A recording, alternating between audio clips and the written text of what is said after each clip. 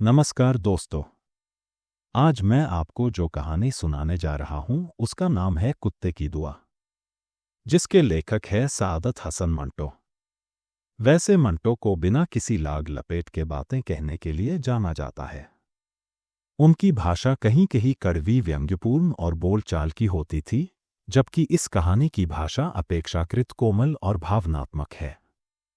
आप यकीन नहीं करेंगे, मगर ये वाकया जो मैं आपको सुनाने वाला हूं बिल्कुल सही है। ये कहकर शेख साहब ने बीड़ी सुलगाई, 2-3 जोर के कश लेकर उसे फेंक दिया और अपनी दास्तान सुनाना शुरू की। शेख साहब के मिजाज से हम वाकिफ थे, इसलिए हम खामोशी से सुनते रहे।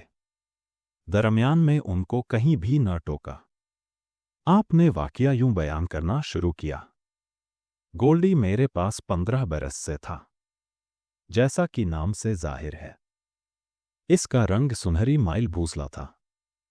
बहुत ही हसीन कुत्ता था। जब मैं सुबह उसके साथ बाग की सैर को निकलता तो लोग उसको देखने के लिए खड़े हो जाते थे।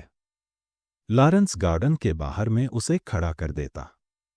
गोल्डी, खड़े रहना यहां, मैं अभी आता हूं। ये कहकर मैं बाग के अंदर चला जाता। घूम फिर कर आधे घंटे के बाद वापस आता तो गोल्डी वहीं अपने लंबे लंबे कान लटकाए खड़ा होता।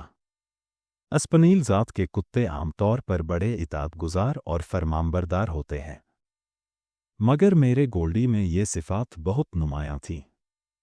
जब तक उसको अपने हाथ से खाना न दूं नहीं खाता था। दोस्त यारों ने मेरा मान तोड़ने के लिए लाखों जतन किए, मगर गोल्डी ने उनके हाथ से एक दाना तक न खाया। एक रोज इत्तिफाक की बात है कि मैं लॉरेंस के बाहर उसे छोड़कर अंदर गया तो एक दोस्त मिल गया। घूमते घूमते काफी देर हो गई। इसके बाद वो मुझे अपनी कोठी ले गया। मुझे शतरंज खेलने का मर्ज था। बाजी शुरू हुई तो मैं दुनिया माफिया भूल गया। कई घंटे बीत गए। दफतन मुझे गोल्डी का ख्याल आया। बाजी छोड़कर लॉरेंस के गेट की तरफ भागा। गोल्डी वहीं अपने लंबे लंबे कान लटकाए खड़ा था। मुझे उसने अजीब नजरों से देखा, जैसे कह रहा है, दोस्त, तुमने आज अच्छा सुलूक किया मुझसे। मैं बेहद नादिम हुआ, चुनाचे आप यकीन जाने मैंने शतरंज खेलना छोड़ दी। माफ कीजिएगा, मैं असल वाक़े की तरफ अभी तक नहीं आया। दरअसल गोल्डी की बात शुरू हुई तो मैं चाहता हूं कि उसके मुतल्लिक मुझे जितनी बातें याद हैं आपको सुना दूं। मुझे उससे बेहद मोहब्बत थी। मेरे मुजर्रद रहने का एक बाइस उसकी मोहब्बत भी थी। जब मैंने शादी न करने का तहैया किया तो उसको खस्सी करा दिया। आप शायद कहें कि मैंने जुल्म किया, लेकिन मैं समझता हूं, मोहब्बत में हर चीज रवा है। मैं उसकी जात के सिवा और किसी को वाबस्ता देखना नहीं चाहता था। कई बार मैंने सोचा अगर मैं मर गया तो ये किसी और के पास चला जाएगा। कुछ देर मेरी मौत का असर इस पर रहेगा। इसके बाद मुझे भूलकर अपने नए आका से मोहब्बत करना शुरू कर देगा। जब मैं ये सोचता तो मुझे बहुत दुख होता, लेकिन मैंने ये तहैया कर लिया था कि अगर मुझे अपनी मौत की आमद का पूरा यकीन हो गया तो मैं गोल्डी को हलाक कर दूंगा। आंखें बंद करके उसे गोली का निशाना बना दूंगा। गोल्डी कभी एक लम्हे के लिए मुझसे जुदा नहीं हुआ था। रात को हमेशा मेरे साथ सोता। मेरी तन्हा जिंदगी में वो एक रोशनी थी। मेरी बेहद फीकी जिंदगी में उसका वजूद एक शीरीनी था। उससे मेरी गैरमामूली मोहब्बत देखकर कई दोस्त मजाक उड़ाते थे। शेख साहब, गोल्डी कुतिया होती तो आपने जरूर उससे शादी कर ली होती। ऐसे ही कई और फिक्रे किसे जाते, लेकिन मैं मुस्कुरा देता। गोल्डी बड़ा ज़हीन था। उसके मुताल्लिक जब कोई बात हुई तो फौरन उसके कान खड़े हो जाते थे। मेरे हल्के से हल्के इशारे को भी वो समझ लेता था। मेरे मूड के सारे उतार चढ़ाव उसे मालूम होते हैं। अगर किसी वजह से रंजीदा होता तो वो मेरे साथ चोले शुरू कर देता। मुझे खुश करने के लिए हर मुमकिन कोशिश करता। अभी उसने टांग उठाकर पेशाब करना नहीं सीखा था, यानी अभी कमसिन था कि उसने एक बर्तन को जो कि खाली था उसे थूथनी बढ़ाकर सूंघा। मैंने उसे झिड़का तो दुम दबाकर वहीं बैठ गया। पहले उसके चेहरे पर हैरत सी पैदा हुई थी कि हैं ये मुझसे किया हो गया। देर तक गर्दन न्योड़ाए बैठा रहा, जैसे नदामत के समुद्र में गर्क है। मैं उठा, उठकर उसको गोद में लिया, प्यारा पुचकारा। बड़ी देर के बाद जाकर उसकी दुम हिली। मुझे बहुत तरस आया कि मैंने ख्वाह मख्वाह उसे डांटा, क्योंकि उस रोज रात को खरीब ने खाने को मुंह ना लगाया। वो बड़ा हसास कुत्ता था। मैं बहुत बेपरवाह आदमी हूं। मेरी गफलत से उसको एक बार निमोनिया हो गया, मेरे ओस्तान खता हो गए। डॉक्टरों के पास दौड़ा, इलाज शुरू हुआ, मगर असर न दारद। मुतवातिर 7 रातें जागता रहा। उसको बहुत तकलीफ थी, सांस बड़ी मुश्किल से आता था। जब सीने में दर्द उठता तो वो मेरी तरफ देखता, जैसे ये कह रहा है कि फिक्र की कोई बात नहीं, मैं ठीक हो जाऊंगा। कई बार मैंने महसूस किया कि सिर्फ मेरे आराम की खातिर उसने ये जाहिर करने की कोशिश की है कि उसकी तकलीफ कुछ कम है। वो आंखें मीच लेता ताकि मैं थोड़ी देर आंख लगा लूं। 8वीं रोज खुदा खुदा करके उसका बुखार हल्का हुआ और आहिस्ता आहिस्ता उतर गया। मैंने प्यार से उसके सर पर हाथ फेरा तो मुझे एक थकी थकी सी मुस्कुराहट उसकी आंखों में तैरती नजर आई। नमोनिया के जालिम हमले के बाद देर तक उसको नकाहत रही, लेकिन ताकतवर दवाओं ने उसे ठीक ठाक कर दिया। एक लंबी गैर हाजिरी के बाद लोगों ने मुझे इसके साथ देखा तो तरह तरह के सवाल करने शुरू किए। आशिक ओ माशूक कहाँ गायब थे इतने दिनों? आपस में कहीं लड़ाई तो नहीं हो गई थी? किसी और से तो नजर नहीं लड़ गई थी गोल्डी की? मैं खामोश रहा। गोल्डी ये बातें सुनता तो एक नज़र मेरी तरफ देखकर खामोश हो जाता कि भौंकने दो कुत्तों को। लेकिन गोल्डी को अपने हम जिन्सों से कोई दिलचस्पी नहीं थी। उसकी दुनिया सिर्फ मेरी जात थी। इससे बाहर वो कभी निकलता ही नहीं था। गोल्डी मेरे पास नहीं था। जब एक दोस्त ने मुझे अखबार पढ़कर सुनाया, इसमें एक वकिया लिखा था, आप सुनिए, बड़ा दिलचस्प है। अमेरिका या इंग्लिस्तान मुझे याद नहीं कहा। एक शख्स के पास कुत्ता था, मालूम नहीं किस जात का। उस शख्स का ऑपरेशन होना था। उसको अस्पताल ले गए तो कुत्ता भी साथ हो लिया। स्ट्रेचर पर डालकर उसको ऑपरेशन रूम में ले जाने लगे तो कुत्ते ने अंदर जाना चाहा। मालिक ने उसको रोका और कहा, बाहर खड़े रहो, मैं अभी आता हूं। कुत्ता हुक्म सुनकर बाहर खड़ा हो गया। अंदर मालिक का ऑपरेशन हुआ, जो नाकाम साबित हुआ। उसकी लाश दूसरे दरवाजे से बाहर निकाल दी गई। कुत्ता 12 बरस तक वहीं खड़ा अपने मालिक का इंतजार करता रहा। पेशाब पाखाने के लिए कुछ वहां से हटता, फिर वहीं खड़ा हो जाता।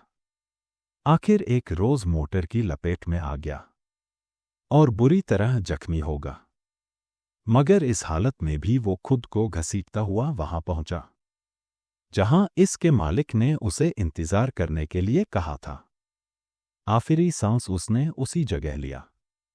ये भी लिखा था कि अस्पताल वालों ने उसकी लाश में भुस भर के उसको वहीं रख दिया है, जैसे वो अब भी अपने आग के इंतजार में खड़ा है।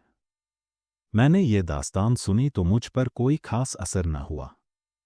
अव्वल तो मुझे उसकी सेहत ही का यकीन न आया, लेकिन जब गोल्डी मेरे पास आया और मुझे उसकी सिफात का इल्म हुआ तो बहुत बरसों के बाद मैंने ये दास्तान कई दोस्तों को सुनाई। सुनाते वक्त मुझ पर एक रिक्कत तारी हो जाती थी और मैं सोचने लगता था, मेरे गोल्डी से भी कोई ऐसा कारनामा वाबस्ता होना चाहिए। गोल्डी मामूली हस्ती नहीं है। गोल्डी बहुत मतीन और संजीदा था।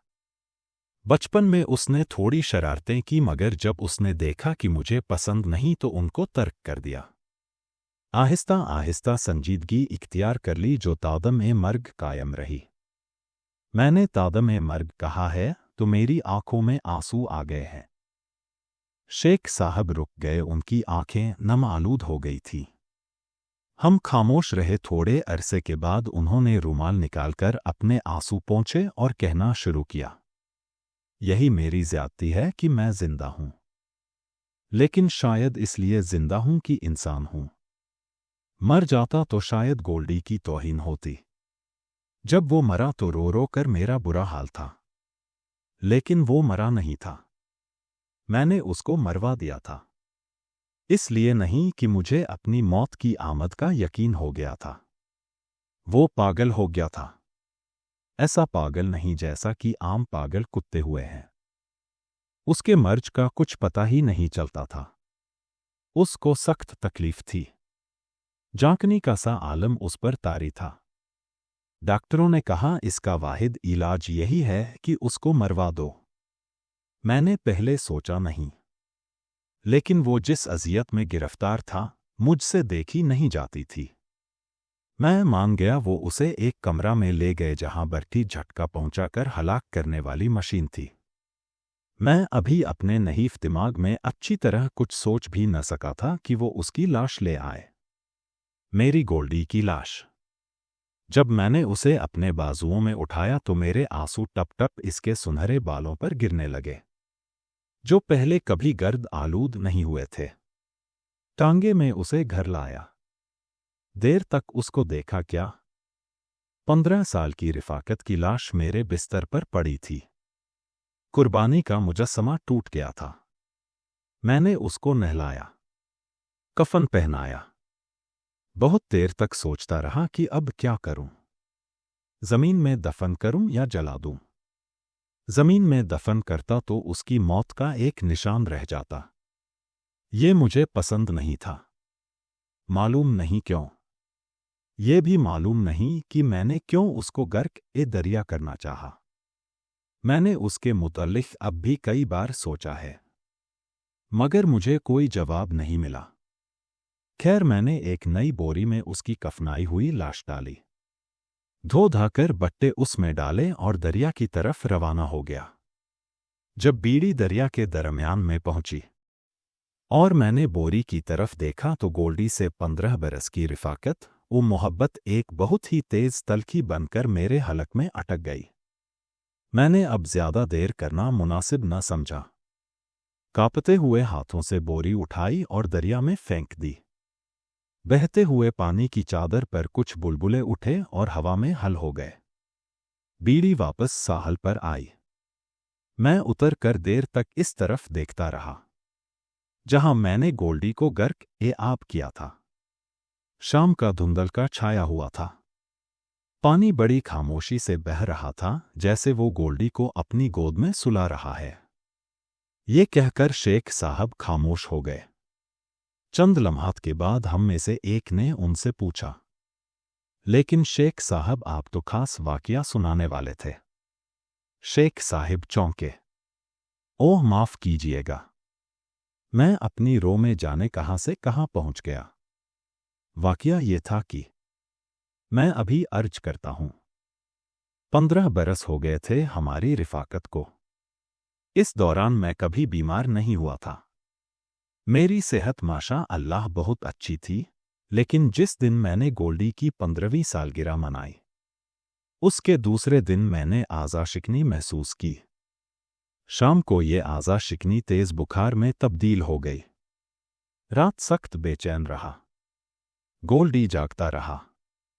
एक आंख बंद करके दूसरी आंख से मुझे देखता रहा। पलंग पर से उतरकर नीचे जाता, फिर आकर बैठ जाता।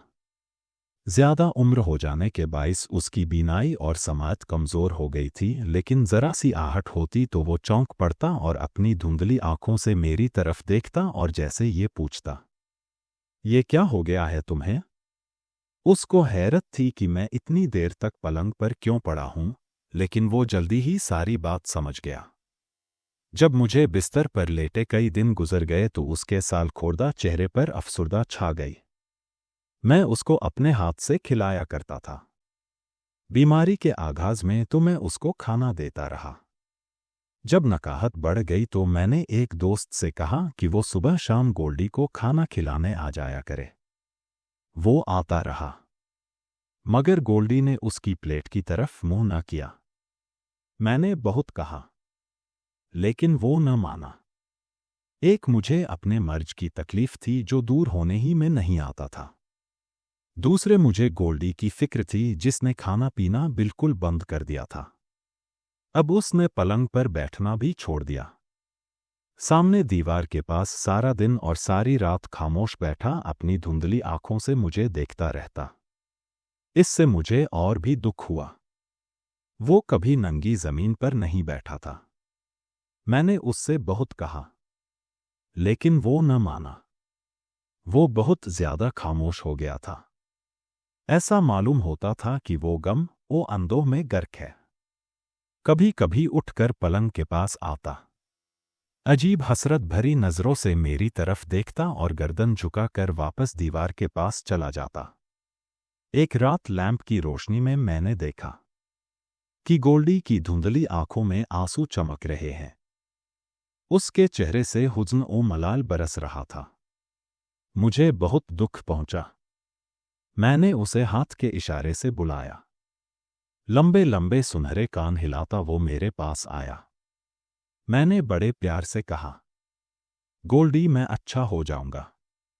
तुम दुआ मांगो, तुम्हारी दुआ जरूर कबूल होगी।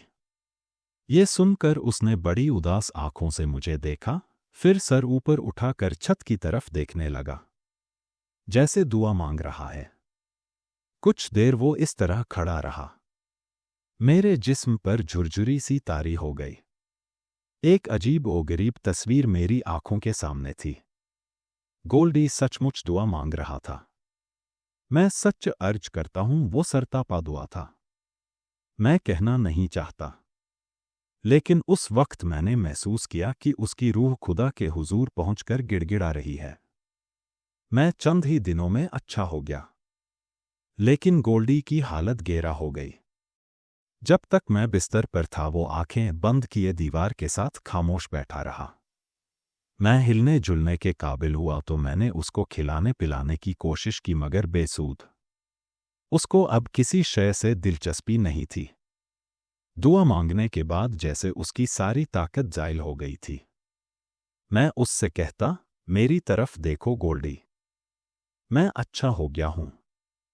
खुदा ने तुम्हारी दुआ कबूल कर ली है। लेकिन वो आंखें ना खोलता। मैंने 2-3 दफा डॉक्टर बुलाया। उसने इंजेक्शन लगाए पर कुछ न हुआ। एक दिन मैं डॉक्टर लेकर आया तो उसका दिमाग चल चुका था। मैं उठाकर उसे बड़े डॉक्टर के पास ले गया और उसको बरकी ज़िर्ब से हलाक करा दिया। मुझे मालूम नहीं बाबर और हुमायूं वाला किस्सा कहाँ तक सही है, लेकिन ये वाक़या हर्फ ब हर्फ दुरुस्त है। ऐसी और रोचक कहानियों के लिए हमारे चैनल को सब्सक्राइब करना ना भूलें और अपने दोस्तों से भी साझा करें। मैं आपसे जल्द ही मिलता हूँ अगली वीडियो के साथ। तब तक के लिए धन्यवाद।